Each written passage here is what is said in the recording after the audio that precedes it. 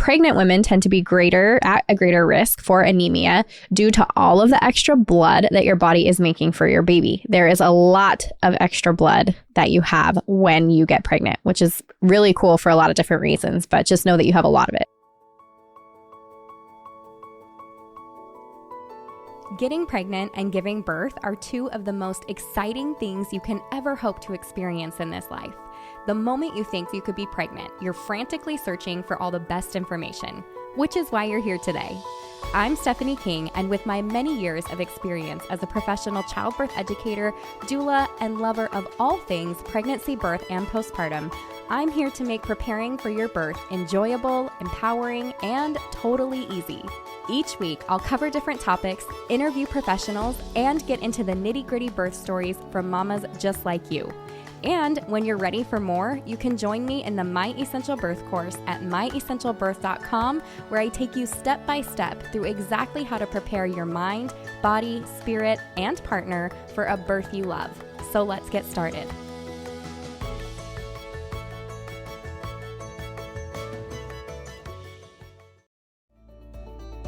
It's time. The My Essential Birth postpartum course is here.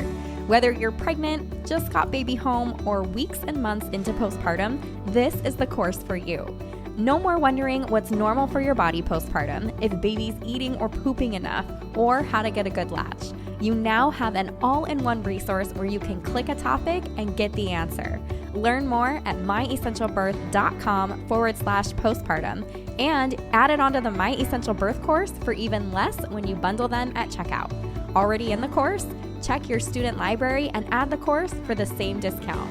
I can't wait to support you on your postpartum journey.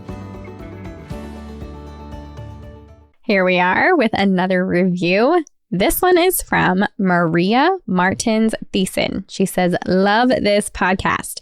I have a little obsession with birth stories and all things birth. You and me both. I started binge listening to your podcast a couple months ago and absolutely love every single one of them. Currently not pregnant or have any kids, but praying the Lord will bless us with kids soon. I hope that that is the case for you as well. Can't wait to experience that and learn all the things. I've already learned so much from you. Thank you. Thank you for your review, and I truly hope you are blessed with a little baby on the way soon. I love when you guys listen before you are pregnant. I wonder if I would have, I want to say maybe I would have if podcasts and stuff were a thing when I was first getting started pregnant, but I don't know. That might not be the case. This week, you guys, we're going to talk about anemia and low iron in pregnancy, which I know is definitely a high topic of discussion for the majority of you that are listening, and it's why they put iron in all of our prenatals. So if that is you at all, listen up. This episode is for you. Now, let's start with low iron, or low hemoglobin, right? However it's discussed between you and your provider. It's something that a lot of moms are going to hear, especially when you get your third trimester blood work results. That is typically the time that you see that number slow down. And for some of you, it's not going to be an issue at all. Your numbers, they might fall, but they're not going to be low enough for supplementation or any kind of recommendation that way. Some, it can drop so low that you're going to be told that you need an iron infusion, or that you might, if you are out of hospital, your iron levels are not high enough to be able to still give birth out of the hospital. So there is a large range of, it could be totally normal, or this needs my attention. So today we're going to chat about a couple of options for raising those iron levels and why there is actually a reason that your hemoglobin levels drop in your third trimester. So all of that coming up here. First off, let's talk about low iron. So if you have ever heard the word anemia, that's that low iron. And in pregnancy, it's when you have a hemoglobin level of less than 11 grams per liter. So you'll see it as 11 G/L. And normal levels are anywhere between 121 to 151. So when we're talking anemia, it is we're not seeing any of these iron levels where they need to be. Now, if you're anemic, it means that you don't have enough healthy red blood cells to carry oxygen into the tissues in your body. And pregnant women tend to be at a greater risk for anemia due to all of the extra blood that your body is making for your baby. There is a lot of extra blood that you have when you get pregnant, which is really cool for a lot of different reasons, but just know that you have a lot of it.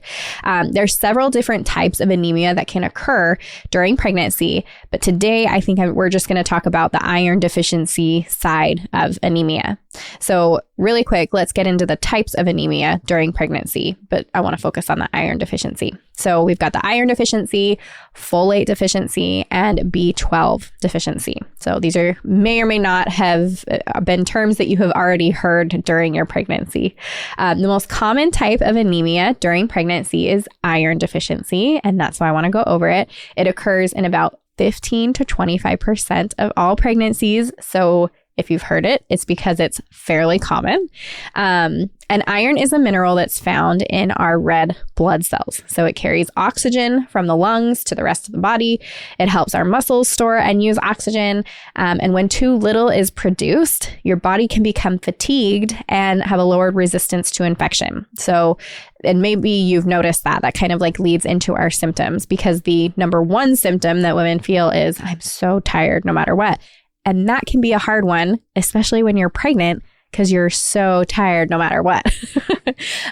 So yes, there are other signs. Fatigue is one of them. Growing a baby is hard and it makes us tired, anemic or not.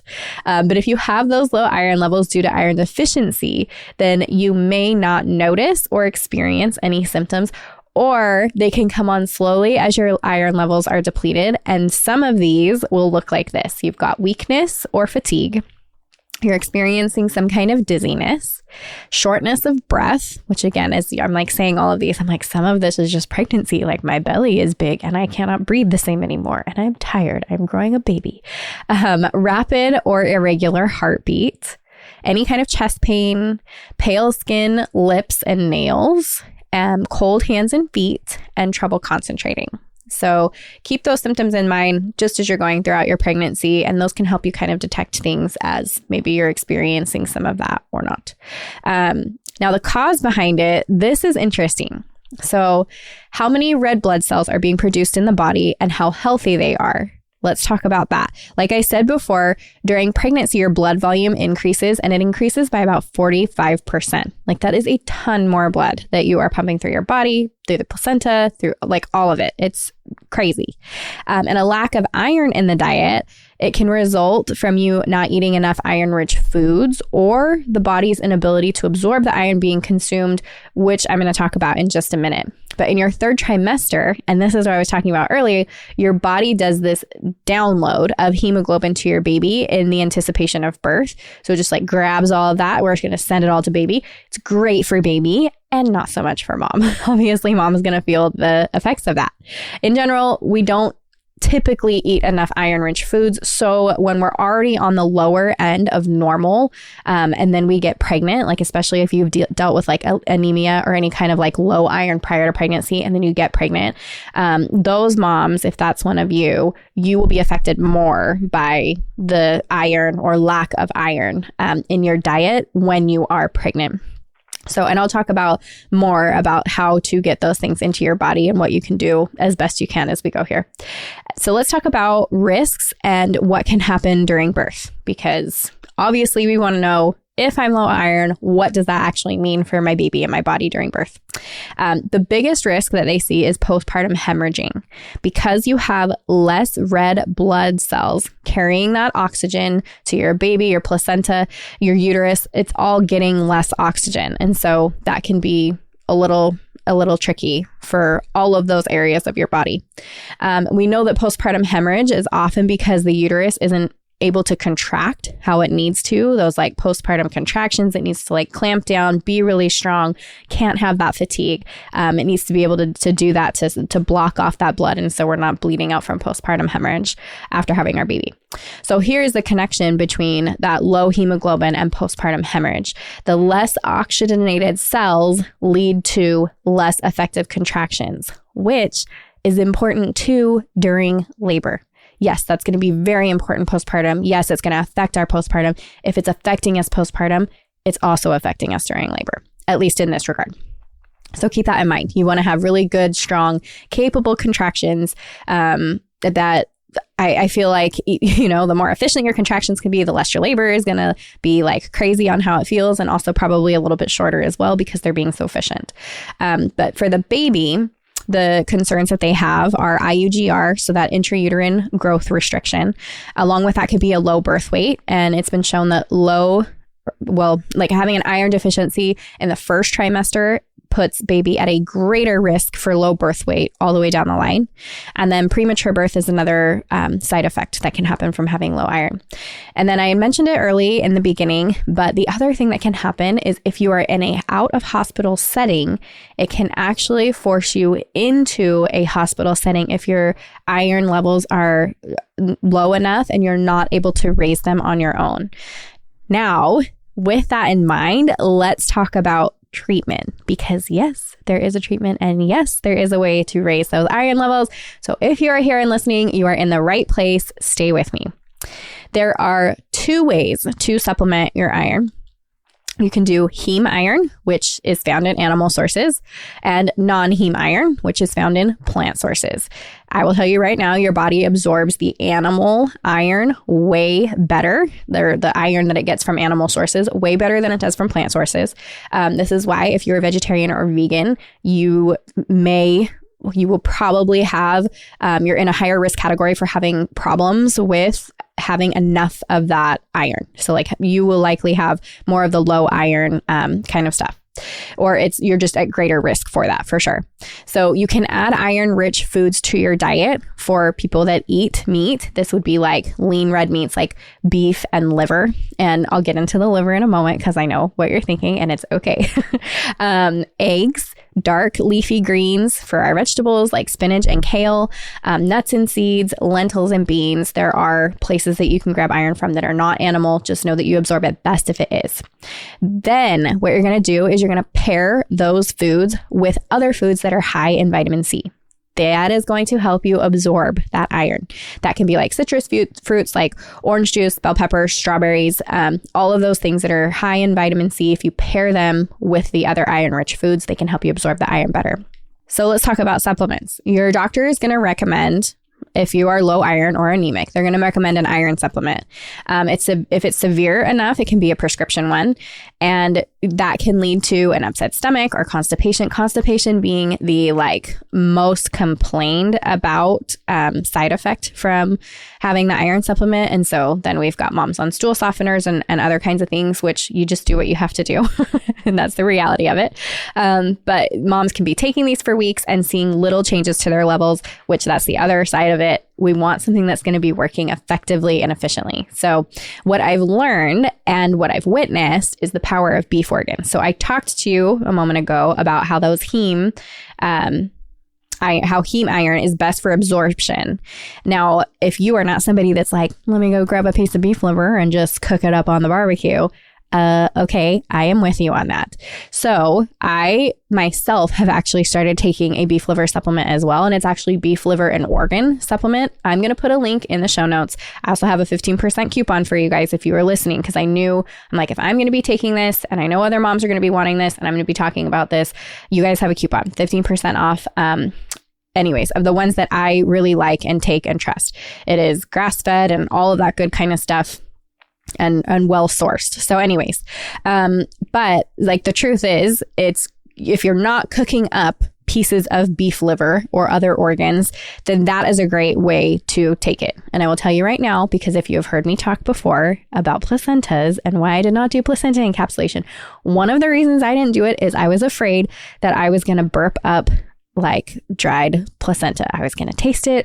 I was going to smell it. I was going to and just have taste of placenta in my mouth. So I want to tell you that with the capsules that I'm taking right now, it has not happened yet. So I've heard good things about they don't smell funny. I don't stick my nose in there either, but I don't smell them while I'm taking them, nothing like that. So if that's something that concerns you, have no fear. It's a good one. But beef organs are awesome because they're rich in nutrients and vitamins. So So what used to happen is people used to eat beef liver and other organs a while back, right? Like early on 1900s, definitely before that. And the reason that we had stopped is people were thinking, oh, well, the liver, it does all of this processing of all of these toxins and all this kind of stuff. It must be chock full of those things. And so we were recommended, it was told to like, don't eat those, don't eat that. You're probably taking in all of these terrible things into your body that the liver was supposed to be filtering out. But that's not how that filter works. And all those terrible things don't get stuck in the liver. We know that now. We can test for that kind of stuff. So that's where that went. Also, it doesn't taste good, or it's definitely not a part of our American diet. So it's not a flavor that we're used to. So another reason that we're not eating it like that. Now, because we know of how good it is now, and you can grab something like the freeze-dried beef liver organs, this is what I recommend to my doula moms or birth course moms who are having low iron. Go get yourself a good beef liver supplement. And again, I'll put the link for that. Now, beef liver, that is rich in vitamin A and B, folate, selenium, and copper. And this is neat too. Copper is important. I guess I'll talk about that in a moment, but it's important, and I want to talk to you about the relation between copper and iron. Great thing about beef organs is because they're rich in vitamin B and folate, they're beneficial for your hemoglobin when that's low for those reasons, and not even because of the iron deficiency. So remember, we talked about those other ones. It actually touches on all of those, which is awesome. So I will tell you that when I have asked moms to start taking this, or recommended, I haven't asked anybody to do anything. When I have recommended that moms start taking this, they've seen their hemoglobin raise with the beef organs after just a couple weeks of taking those supplements. And that's after taking other supplements that showed little to no change. So that's with the prescribed order from their provider. This is more effective. So that's why I send moms there for sure. I started taking them because they are called Mother Nature's multivitamin. They're super nutrient dense. And this can help with, it's not only just fatigue and stuff. It's not only just birth stuff, and not even just the iron. Overall, it can help with your skin. It can help with depression. I mean, if you are getting just really good amounts of really good vitamins and minerals and nutrients into your body, you're going to overall feel better. So anyways, even though I am not pregnant, I'm taking them as well. Okay, so let's chat about copper deficiency and low iron, because I think this is interesting and they have a relation to each other. And it's something that you can talk to your provider about too, which I think is really cool. Copper levels are not something that providers are necessarily checking during routine blood work. So that's something to keep in mind. But low copper directly correlates with low iron levels. So it is a conversation that you can have with your provider and ask him to check for those things. Now, about 90% of copper in the blood is bound to ceruloplasmin. Ceruloplasmin oxidizes iron absorbed from the gut and stored in the tissue so that it can be transported by transferrin. Just stay with me because all these jumbled words doesn't matter. But then they use that to form new red blood cells. So less copper means less ceruloplasmin, which means iron can't get transported where it needs to go to make hemoglobin. This is going to be a rough one, you guys. But basically, they have a connection there, and it matters if there is low iron. There is a problem transferring things where it needs to go, and that matters for how our bodies are being affected by that. So this is why low copper can lead to iron deficiency in mom. So that's something that you can, because it directly correlates, catch that a little bit earlier if you think to ask your provider about that. And I would maybe I was going to say I would assume that they know about that, but then I'm like, I had to research this a little bit, and I don't know. Maybe they don't know about that, but it would be cool if they did, and you could have that conversation and have it tested and know what's to come. Also, if you can stomach it, just start taking the beef liver organs. Like, it's going to be good for you anyways. So, and then you don't have to have this conversation. But I do think it's awesome that you can catch that kind of stuff early and have a look at it and just know, like, maybe you can't do pills and stuff right now. Maybe that's going to just come right back up. So knowing that earlier on can be really helpful. But this is why we don't see levels rising when you take the iron supplement alone.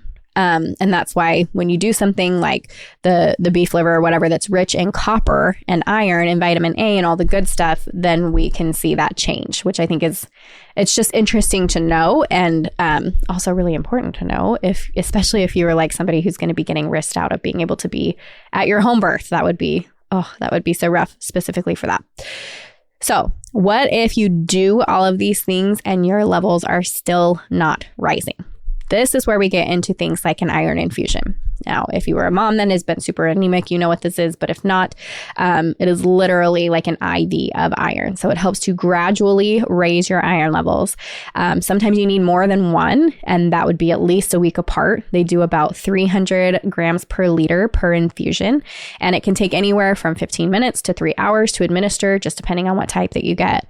The side effects for that can include a metallic taste in your mouth, a headache, joint pain, constipation, and severe allergic reactions.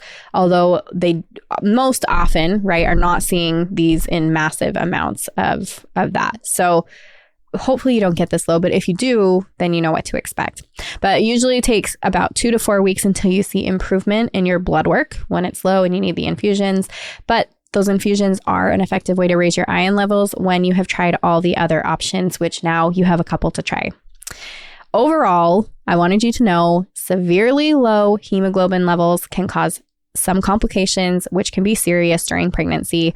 And there is good news out there that there are other options to get those levels raised in the way of supplements, in the way of the beef liver stuff, and eventually, if you need it, even in the way of infusion.